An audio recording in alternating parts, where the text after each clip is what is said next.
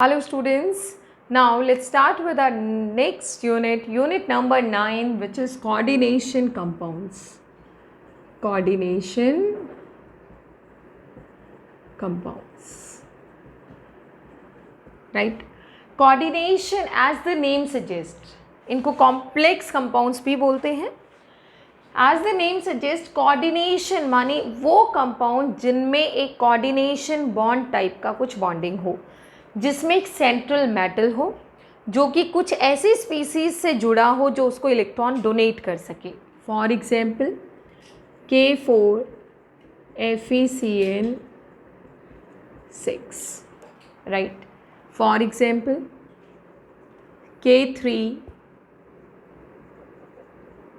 FeCN6.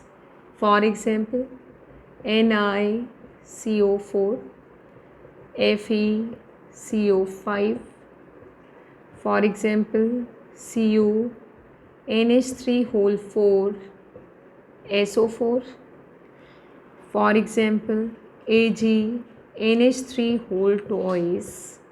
Cl, etc. बहुत ज़्यादा examples हैं, राइट. तो इस तरीके के कंपाउंड्स, तो इनकी एक खास बात क्या है कि ये स्क्वायर ब्रैकेट में क्लोज्ड होते हैं. ऐसे कंपाउंड्स कोऑर्डिनेशन कंपाउंड्स हैं जिनमें एक सेंट्रल एटम होता है. सेंट्रल ये मेटल है जिसमें एक मेटल कुछ ऐसे स्पीसीज से जुड़ा होता है जो उसको क्या डोनेट करते हैं, इलेक्ट्रॉन्स डोनेट करते हैं. तो यहाँ पे मेटल और कुछ स्पीसीज के बीच में एक बॉन्डिंग होती है और वो बॉन्डिंग होती है कोऑर्डिनेशन बॉन्ड. तो इसलिए ऐसे कंपाउंड्स को क्या बोला जाता है, कोऑर्डिनेशन कंपाउंड्स या कॉम्प्लेक्स कंपाउंड्स. ठीक है, होते क्या है वो डिस्कस करते हैं. तो कोऑर्डिनेशन कंपाउंड्स फॉर एग्जांपल हम स्टार्ट करते हैं, इनको समझना होता क्या है. देखिए, मान लीजिए आपने लिया KCl, स्टोइकियोमेट्रिक रेशियो में आपने लिया, साथ में आपने डाल दिया इसमें फेरस साइनाइड. लेट्स से क्या डाल दिया बेटा, फेरस साइनाइड. आपने इनको मिक्स कर दिया पानी के अंदर और फिर उसके बाद आपने इसको इवापोरेट कर दिया. जैसे आपने KCl लिया और साथ में फेरस साइनाइड डाला स्टोइकियोमेट्रिक रेशियो में और फिर पानी को पूरे को क्या करवा दिया, इवापोरेट करवा दिया. तो आपको जो कंपाउंड मिलेगा वो कंपाउंड क्या मिलेगा बेटा, K4 FeCN6, पोटेशियम फेरोसाइनाइड. ये हमें एक कंपाउंड मिलेगा. क्या कंपाउंड मिला बेटा, पोटेशियम फेरोसाइनाइड. ये हमें कंपाउंड मिल गया. ठीक है, तो क्योंकि ये स्क्वायर ब्रैकेट के क्लोज्ड है, मानी देख के हम कैसे बताएंगे. So this is called coordination compound. इस टाइप के कंपाउंड्स को हम क्या बोलते हैं, पोटेशियम फेरोसाइनाइड.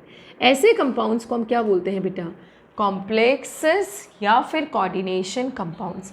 कोऑर्डिनेशन क्यों बोलते हैं, यहाँ पे देखो सेंट्रल मेटल जो स्क्वायर ब्रैकेट के अंदर है उसमें मेटल ढूंढो आप. तो ये स्क्वायर ब्रैकेट के अंदर वाला पार्ट है, इसमें मेटल क्या है, आयरन. आयरन अब किससे जुड़ा है, साइनाइड. और कितने, 6 साइनाइड से जुड़ा है. तो आयरन यहाँ पे सेंट्रल मेटल हो गया है और साइनाइड यहाँ पे एक ऐसा लीगेंड है जो अपना इलेक्ट्रॉन किसको देता है, इस मेटल को देता है. और इन दोनों के बीच में जो बॉन्ड बनता है वो बॉन्ड कैसा बनता है बेटा, that bond is coordination bond, right. जैसे ये आयरन है, आयरन और साइनाइड के बीच में जो बॉन्ड होगा वो कैसा होगा, कोऑर्डिनेशन बॉन्ड, राइट. तो इस वजह से ये जो कोऑर्डिनेशन, ऐसे बहुत सारे बॉन्ड्स बने हुए हैं, इसके 6 बॉन्ड इससे बने हुए हैं. साथ में क्या है, K4 पॉजिटिव है. तो ये आपका साथ में जो रहेगा 4K पॉजिटिव भी है इसमें साथ में. स्ट्रक्चर्स हम बाद में डिस्कस करेंगे, बट जो बॉन्ड ये बना है ये किस टाइप का है, किस नेचर का है, दिस इज कोऑर्डिनेशन बॉन्ड. क्या बोला जाएगा बेटा इसको, कोऑर्डिनेशन बॉन्ड.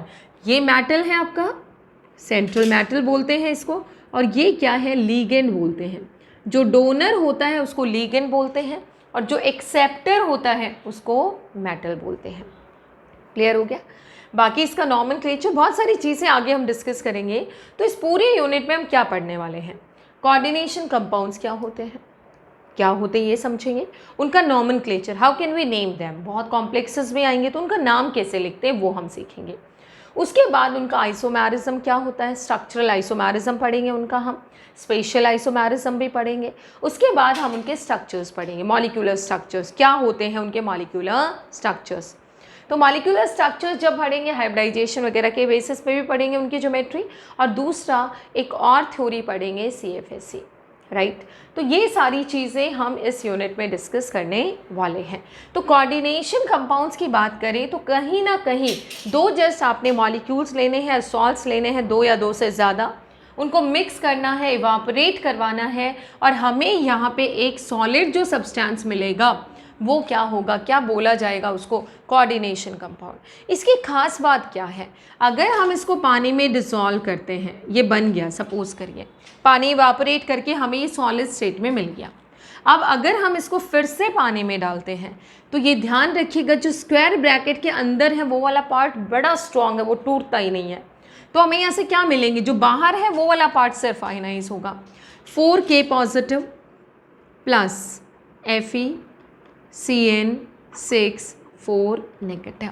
तो जब भी हम इसको पानी में डालेंगे तब भी ये आयन है, और जब नहीं डाला तब भी। तो इसका मतलब कह सकते हैं कि ये अपनी सॉलिड स्टेट में भी और एक्वस स्टेट में भी अपनी आइडेंटिटी को मेंटेन करके रखता है।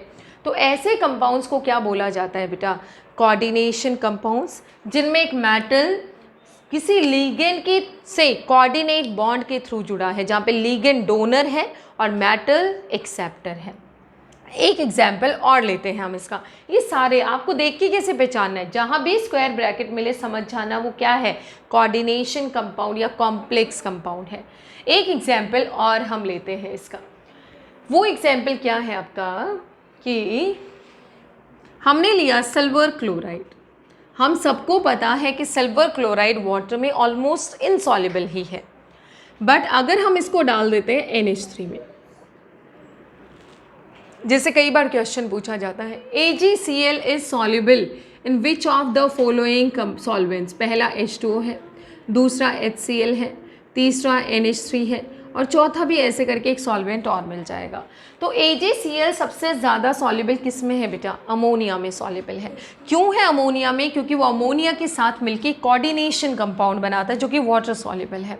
कैसे, जब ये इससे कंबाइन करेगा तो twice of ammonia AgNH3 whole twice and Cl, ये कॉम्प्लेक्स बनता है। अब आपको पता है कि ये क्या किस तरीके का कॉम्प्लेक्स है, ये जब आयनाइज होगा तो अंदर वाले पार्ट को तो बिल्कुल उस पर तो खरोंच भी नहीं आएगी, that will remain as such, लेकिन बाहर क्या है Cl, और Cl पे क्या चार्ज आता है -1, so this will split into Cl negative and AgNH3 whole twice positive. इसमें ये क्या कर जाएगा, स्प्लिट कर जाएगा। सो AgNH3 तो डाई एमीन सिल्वर कैटायन बन गया है, और साथ में ये, तो जब ये सॉलिड स्टेट में तब भी ऐसा ही है, और अगर हम इसको पानी में डालते हैं तो भी ये वाला पार्ट इसका ऐसे ही रहेगा। तो हम क्या बोलते हैं कि कोऑर्डिनेशन कंपाउंड्स वो हैं जो अपनी आइडेंटिटी मेंटेन करके रखते हैं, सॉलिड में भी और एक्वस में भी। दूसरा, वो हर इंडिविजुअल इन सॉल्ट्स के जैसे बिहेव नहीं करते। अगर आप AgCl को टेस्ट करते हो तो Ag पॉजिटिव का भी टेस्ट देगा, Cl नेगेटिव का भी टेस्ट देगा, अमोनिया का टेस्ट देगा, लेकिन यहाँ से ना हमें Ag पॉजिटिव का टेस्ट मिलेगा ना ही हमें अमोनिया का टेस्ट मिलेगा। क्यों, क्योंकि ये तो टूटता ही नहीं है, this will remain as such, ये तो इंटैक्ट ही रहेगा, ब्रैकेट के अंदर ही रहेगा। जहाँ भी मान लो आपने इसको पानी में डिसॉल्व भी कर लिया है, लेट्स से ये अगर 2 कंटेनर लेते हैं, एक केस में आपने डाला इसमें AgCl, और सपोज ये डिज़ोल्व कर भी जाता है थोड़ा बहुत पानी में, तो Ag और Cl में टूटेगा ये। इधर आपने लिया अमोनिया, तो ये तो डेफिनेटली अमोनिया है, बट ये जो बन गया इसमें क्या क्या है, इसमें ये तो Cl नेगेटिव रहेंगे, और दूसरा पार्ट इसमें 2 ही तरीके की स्पीसीज रहेंगी बेटा, एक तो Cl नेगेटिव और एक AgNH3 whole twice positive, right. ये 2 तरीके के इसमें क्या रहेंगी, स्पीसीज रहेंगी, right. Cl negative and this positive, again Cl negative and this positive. इधर क्या था, अमोनिया थे सारे, और इधर Ag positive Cl negative, Ag positive Cl negative. तो अगर हम ये इन दोनों को मिलाने से ये हमें मिला है, तो आप खुद सोचो क्या ये इनका टेस्ट देगा, क्या इसमें सेपरेटली Ag पॉजिटिव है, क्या इसमें सेपरेटली अमोनिया है, बिल्कुल भी नहीं है। अगर नहीं है तो क्या इनका टेस्ट देगा, ये कभी भी नहीं देगा। इसका मतलब हुआ कि अगर हम इसको, और सॉलिड स्टेट में भी कैसा देखने में है, ऐसा है। तो सॉलिड और एक्वस में इसकी आइडेंटिटी सेम रहती है, लेकिन ये अपने इंडिविजुअल आयंस का टेस्ट नहीं देता है, इन सब का ये टेस्ट नहीं देगा। Is this clear? So that is called coordination compounds, उसको हम बोलते हैं कोऑर्डिनेशन कंपाउंड्स, राइट बेटा। नेक्स्ट आपका क्या है, तो डेफिनेशन वाइज अगर हम देखें कोऑर्डिनेशन कंपाउंड्स क्या हुए। Now let's note down the definition. Examples हमने देख लिए हैं कि कैसे बनता है कोऑर्डिनेशन कंपाउंड। कोऑर्डिनेशन कंपाउंड बनता है आपका, it's a molecular compound, it's a molecular compound formed by the, किससे बनता है बेटा, combination of two or more molecules which maintain its identity in solid and aqueous state, दोनों में ही अपनी आइडेंटिटी को क्या करता है बेटा, ये मेंटेन करके रखता है, right. And its properties are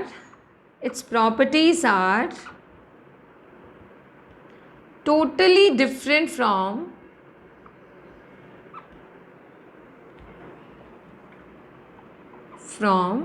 its constituent ions। इसके कंस्टिट्यूएंट आयन से इसकी प्रॉपर्टीज़ क्या होंगी, बिल्कुल ही अलग होंगी। So that is called coordination compounds, they are called coordination compounds. एक और चीज़ है, यहाँ पे जो मेटल आयन प्रेजेंट है वो मेटल आयन कैसे है, इलेक्ट्रॉन ले रहा है, और जो लीगेंड है वो इलेक्ट्रॉन दे रहा है, राइट। इसी का केस ले लेते हैं, कैसे लिखेंगे हम, अगर मैं इसका स्ट्रक्चर ड्रॉ करूँ तो ऐसे होगा बेटा। ये सिल्वर यहाँ पे इलेक्ट्रॉन लेता है, किससे, दो लीगेंड्स इससे जुड़े हैं अमोनिया से।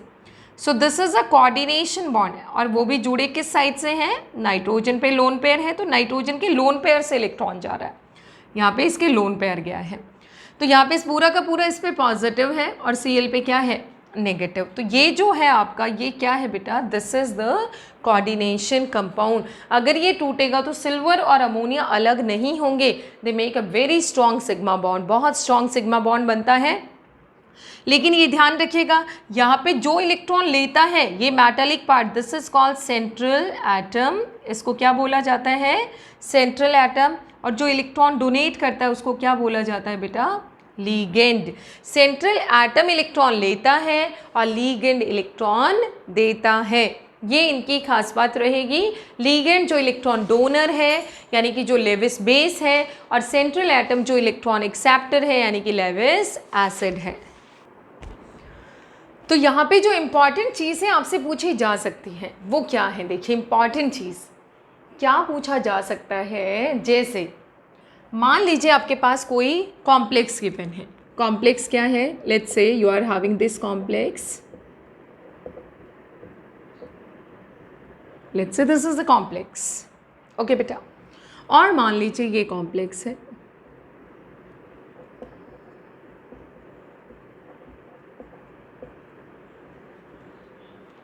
राइट, और ये कॉम्प्लेक्स है,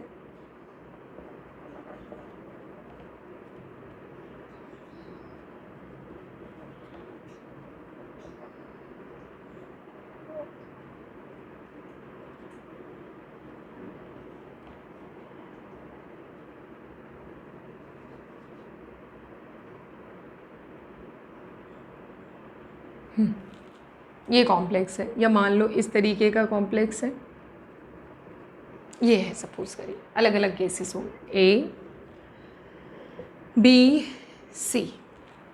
कैसे पूछा जा सकता है क्वेश्चन कि अगर हम ए की बात करें, पहले तो ये सारे आपको देख के क्या लग रहा है, are they complexes, coordination compounds और नॉट, शायद आपका आंसर होगा yes, because they all are enclosed in the square bracket. तो सारे के सारे क्या है, कोऑर्डिनेशन कंपाउंड्स। और धीरे धीरे आप इस यूनिट को और ज़्यादा डिटेल में पढ़ेंगे तो आप और अच्छे से आइडेंटिफाई कर पाएंगे कि कोऑर्डिनेशन कंपाउंड्स हैं, ठीक है।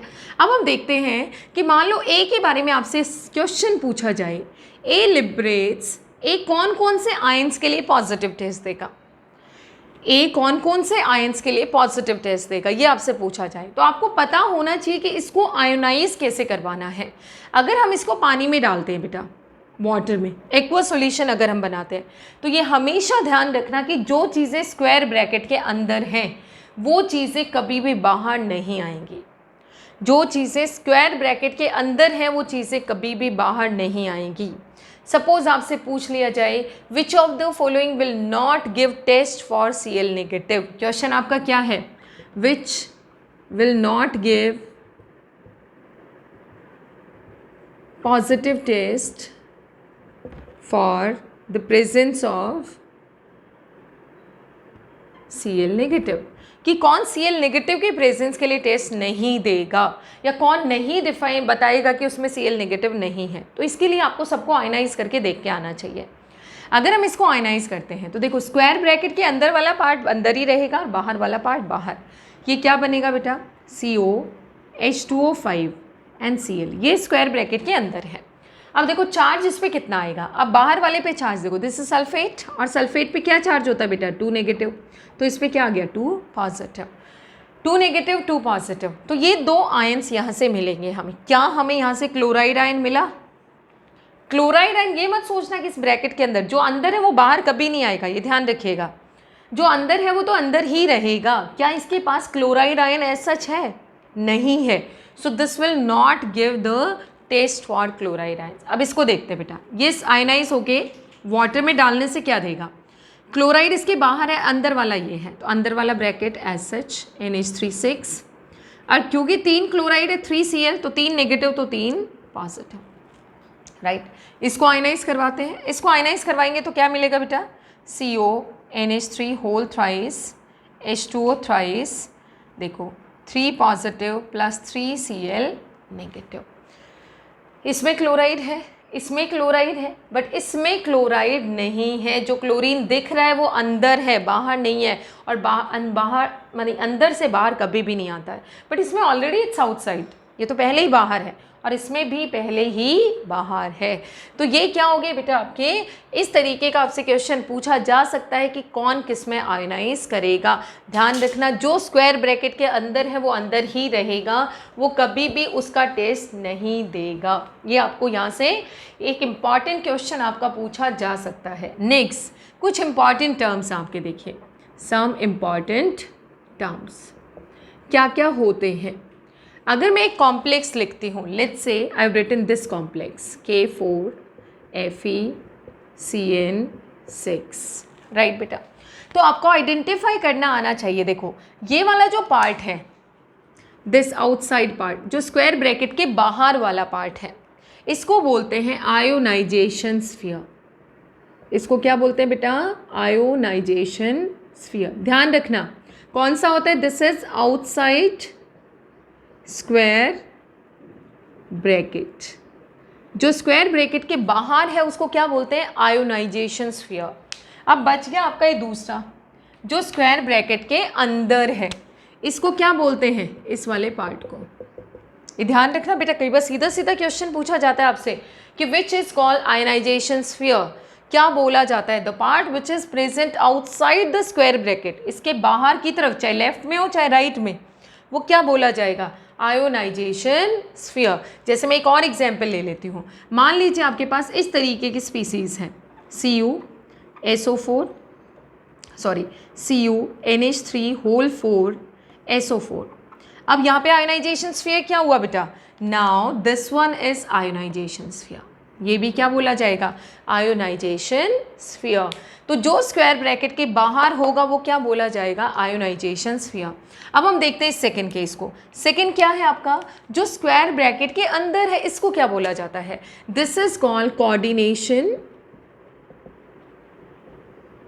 Sphere, right. क्या बोला जाता है, कोऑर्डिनेशन स्फीयर और कॉम्प्लेक्स एंटाइटी, कुछ भी आप एंटाइटी, कुछ भी आप इसको बोल सकते हैं, कोऑर्डिनेशन स्फीयर या कॉम्प्लेक्स एंटाइटी, ठीक है, कॉम्प्लेक्स एंटाइटी, ये हम इसको बोल सकते हैं, क्लियर है बेटा? सो ये हो गया जो स्क्वायर ब्रैकेट के अंदर प्रेजेंट होता है। सो देखो जो कोऑर्डिनेशन स्फीयर के अंदर है वो क्या बोला जाएगा? कोऑर्डिनेशन स्फीयर, मानी जो कॉम्प्लेक्स का कोऑर्डिनेशन कॉम्प्लेक्स की जो ये वाला पार्ट है, और कॉम्प्लेक्स एंटाइटी ये इसको हम बोल देते हैं, ठीक है। नेक्स्ट आता है आपका सेंट्रल मेटल क्या है। तो यहाँ पे देखो मेटल को पहचानो, ये आपका आयरन यहाँ पे, this is called central metal, central metal और जस्ट मेटल। और जनरली वो होता है जिसके पास वेकेंट डी ऑर्बिटल्स होते हैं, यानी कि डी ब्लॉक का एलिमेंट होता है। जितने भी मैंने अभी कंपाउंड्स लिखे होंगे आपने देखा होगा।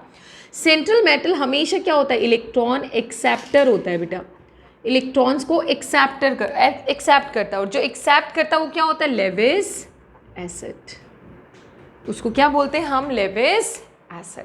अब बच गया आपका फोर्थ वाला जो बाहर है, ये जो है ये क्या होता है? This is called ligand, which itself is very important term, ligand. Ligand हमेशा क्या होगा? Electron donor, and this is Lewis base, electron donor और लेविस बेस। क्लियर है बेटा सबको? लीगेंड डोनेट करेगा, सेंट्रल मेटल लेगा, तो सेंट्रल मेटल के पास क्या होना चाहिए? It should have vacant d orbitals, it should have vacant orbitals. और जनरली ये किस ब्लॉक का होता है? Generally this is D block element,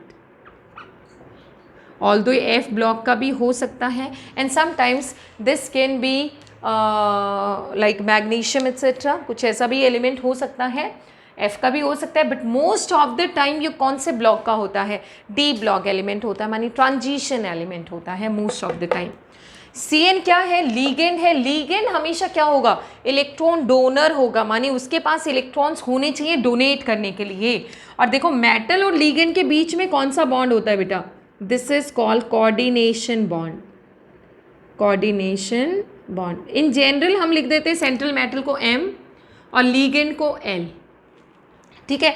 तो लीगेंड हमेशा डोनर हुआ इलेक्ट्रॉन्स का, और मेटल हमेशा एक्सेप्टर हुआ।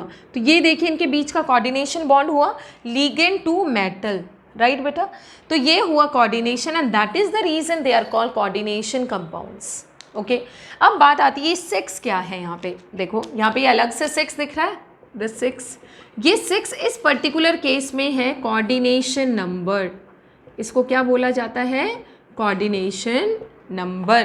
कोऑर्डिनेशन नंबर क्या होता है? जितने सिग्मा बॉन्ड लीगेंड मेटल से बनाता है वही उसका क्या होता है? Coordination number. So coordination number क्या हुआ बेटा? नंबर ऑफ कोऑर्डिनेट बॉन्ड्स, और वो कोऑर्डिनेट बॉन्ड जो बनता है वो पाई तो होता नहीं है, नंबर ऑफ सिग्मा और coordinate bond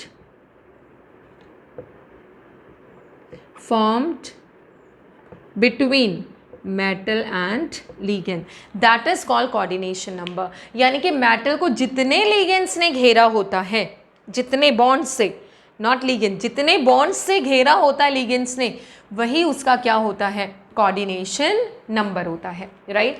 so this is the introduction of coordination compounds. आपसे इस पे भी इंपॉर्टेंट क्वेश्चन पूछा जा सकता है कि आयनाइजेशन स्फीयर क्या होता है, कोऑर्डिनेशन स्फीयर क्या होता है, एक गिवन कॉम्प्लेक्स है उसमें कोऑर्डिनेशन स्फीयर क्या है। एक हल्की से हम प्रैक्टिस करते हैं जिसमें हम चेक करेंगे, सारा नोट कर लीजिएगा, this is very important and very interesting. Coordination compounds unit बहुत इंपॉर्टेंट यूनिट है बेटा, डायरेक्ट क्वेश्चंस आपके आते हैं इस यूनिट से कंपटीशन में। सो देखो, इधर मैं लिखूंगी कॉम्प्लेक्स, इधर मैंने लिखा कॉम्प्लेक्स, सिंपल कॉम्प्लेक्सेस लेके चलते हैं, धीरे धीरे तो आपको और भी ज़्यादा आइडिया हो जाएगा।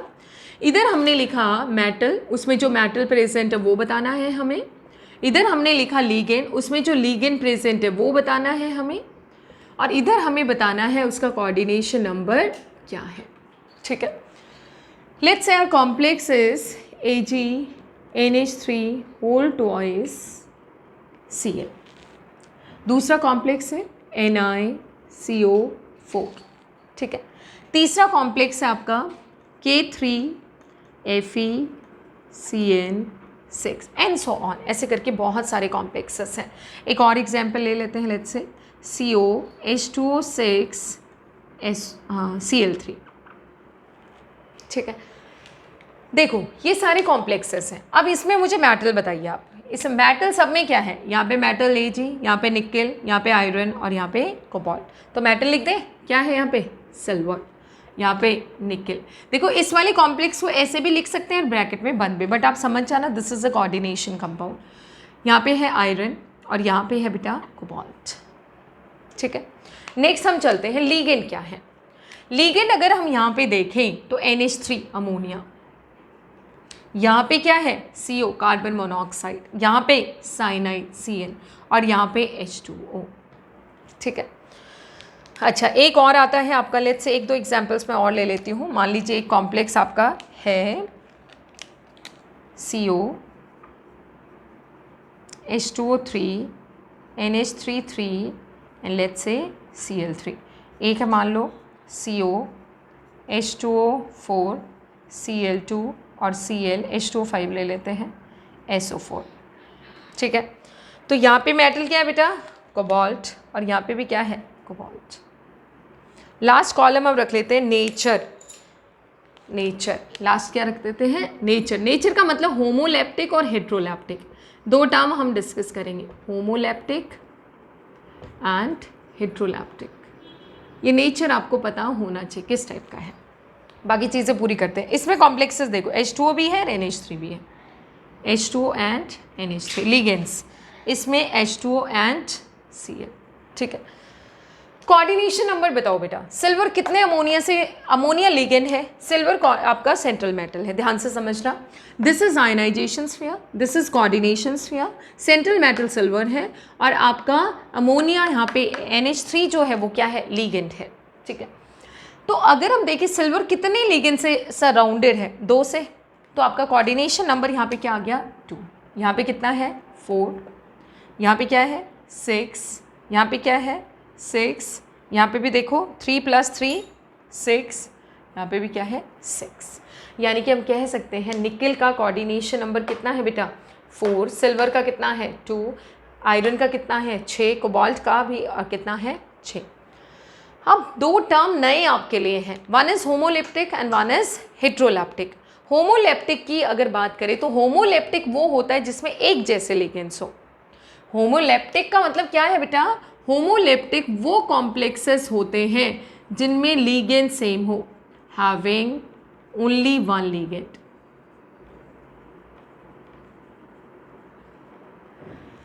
Only one type of ligand, not only one, only one type of ligand. जैसे ये है दोनों के दोनों अमोनिया, दोनों के दोनों कार्बन मोनोऑक्साइड, दोनों साइनाइड, दोनों 6 के 6 H2O, 6 के 6, ये 6 के 4 ये, लेकिन इन दोनों केसेस में क्या है अलग अलग है। तो ये क्या है, क्योंकि ये सेम ही है, only one ligand is involved, so ये क्या हो गए चारों के चारे, फर्स्ट 4 हो गए होमोलैप्टिक। हेट्रोलैप्टिक क्या होगा बेटा, जिसमें लिगेंड्स अलग अलग हो, जैसे यहाँ पे 2 हैं, यहाँ पे भी 2 हैं, तो ये दोनों कैसे हो गए हेट्रोलैप्टिक। जिसमें लिगेंड्स का नेचर अलग अलग हो वो क्या होते हैं हेट्रोलैप्टिक, और जिनमें नेचर सेम हो वो क्या होते हैं होमोलैप्टिक। क्लियर हो गया सबको। तो that is all about coordination compounds, their introduction. Now will talk about the nomenclature of organic compounds. तो नॉमेनक्लेचर की बात करें तो हमें माने इनका नाम लिखना है। ऐसे देखने में तो बड़े कॉम्प्लेक्स लग रहे हैं, तो हमें नाम अगर एक सीक्वेंशियल वे में पता चल जाए तो हम इनका बहुत इजीली नाम लिख सकते हैं। जैसे ऑर्गेनिक कंपाउंड्स का हम लोग नॉमेनक्लेचर करते हैं, ऐसे ही हम नॉमेनक्लेचर करेंगे किसका, इनऑर्गेनिक कंपाउंड्स का। लेकिन नॉमेनक्लेचर पे पहुंचने से पहले मेटल का नाम लिखना बड़ा आसान है, आयनाइजेशन स्फीयर का नाम लिखना आसान है, लेकिन नाम नेमिंग किसकी डिफिकल्ट है, लिगेंड्स की। तो अब हम सेपरेटली एक टॉपिक पढ़ेंगे ligands, and then will talk about the nomenclature of these complexes और कोऑर्डिनेशन कंपाउंड्स, राइट बेटा। तो अब इसके बाद नेक्स्ट हमारा वीडियो होगा that will be based on the ligands, in which will discuss all the details of ligands. Homoleptic और heteroleptic का ध्यान रखिएगा, होमो जिसमें एक ही जैसे लिगेंड्स हो, हेट्रो जिसमें अलग टाइप के लिगेंड्स हो। ओके बेटा।